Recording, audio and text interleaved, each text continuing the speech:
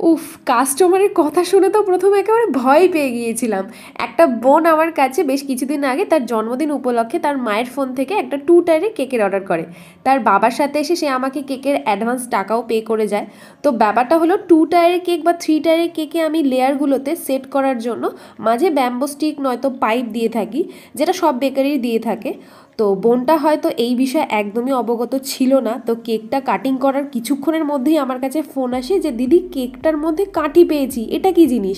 তো প্রথমে ওর কথা ঠিকঠাক না বুঝে আমি নিজেও ভয় পেয়ে গেছিলাম যে ভুল করে কেকের ভিতরে কিছু চলে যায়নি। তো তো ওই সময় ও আমাকে যখন বলল যে কেকের ভিতরে একটা বড় কাঠি পেয়েছি, তখন আমার মনে পড়লো যে আচ্ছা এই হলো বিষয়। তো তখন আমি হাসবো না কাঁদবো আমি নিজেই বুঝতে পারছিলাম না। তারপরে ওকে বিষয়টা বুঝিয়ে বলি যে দোতলা বা তিনতলা কেকগুলো ঠিকঠাক সেট করার জন্য আমরা এরকম পাইপ বা এই স্টিকগুলো ইউজ করে থাকি। তো যাই হোক, ও বাচ্চা মেয়ে বুঝতে না পেরেই হয়তো কথাটা বলেছিল।